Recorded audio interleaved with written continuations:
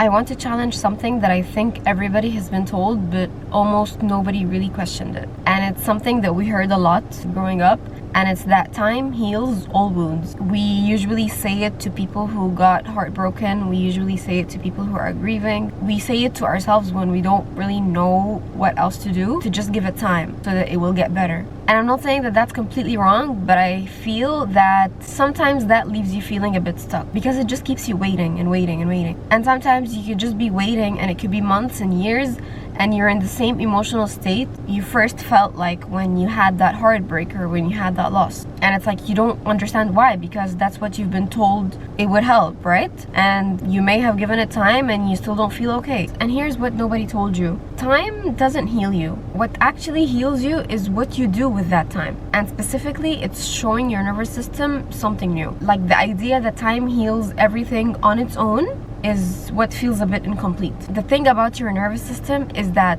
it has no sense of time whatsoever. It cannot tell the difference between what happened 2 weeks ago or 2 years ago or 20 years ago. It only knows what it's been shown. It does not know how much time has passed since the thing that has hurt you happened. If over time it has been shown that a certain situation is dangerous, it will keep responding as if that situation is dangerous, like forever, until you show it otherwise. Because when you go through something traumatic, it leaves an imprint on your brain, and it keeps reacting to potential threats even long after the danger has passed. So for instance, the person that has been betrayed by somebody that they love, the nervous system doesn't automatically get over that with time. It gets over it when it experiences enough safe relationships that it starts to update itself and update its belief that people can be trusted again. And it's that new experience that does the healing, not time. For instance, the person that grew up in chaos, the nervous system learned that being calm is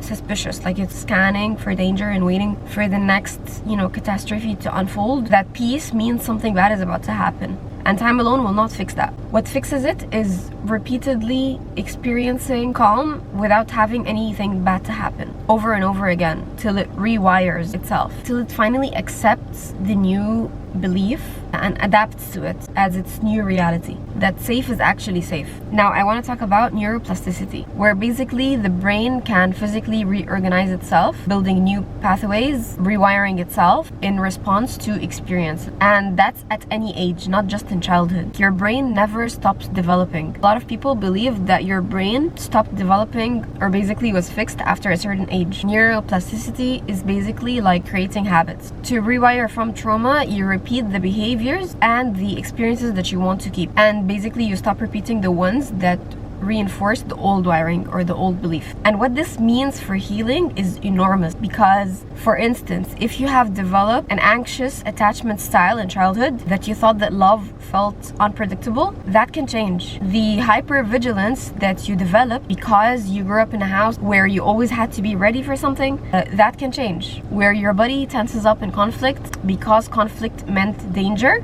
that can change. And that's not through time. That's through new experiences that your nervous system actually feels and registers. And I also want to be specific about something. Healing does not necessarily mean forcing yourself to get over something, because sometimes you do need time to grieve something or to process something or to process the sad emotion. This does not mean that you're pretending to be okay before you are okay. And sometimes it's okay to not be okay. It doesn't necessarily mean that you have to throw yourself into situations before your nervous system is actually ready. And this is something also that I think I was talking about in my previous video. Sometimes you can know everything. You can know everything in your conscious brain to do in terms of healing. You know that you have to go to therapy, you know that you should go to yoga, you know that you should do somatic healing practices. Your nervous system or your body just will not allow you to do that because sometimes it's just not ready yet, and you need more time, for example, to process something or to grieve something. So what this actually means is just small repeated proof, like you're giving your nervous system bit by bit, slowly, like small pieces of evidence that the world can be different from what you've previously learned. For instance, if you struggle to trust people, it doesn't mean that you have to rush into trusting everyone right away. It means you let one safe person to be consistent with you for long enough that your nervous system starts to register that consistency is real. one person over time, that's a new experience. For instance, if you struggle to feel safe being alone, it doesn't mean that you isolate yourself until you love solitude. It means that at first you sit with yourself for 5 minutes, and then for 10 minutes, and then longer. And each time nothing bad happens, your nervous system will update itself. That's a new experience. You practice noticing the tension and breathing through it. And slowly your nervous system will experience that discomfort does not mean danger. So basically, it's like you're carving out a new pathway every time you repeat a new experience. And of course, with that being said, again, time matters, but not in the way that most of us have understood it to be. Time matters because healing takes repetition,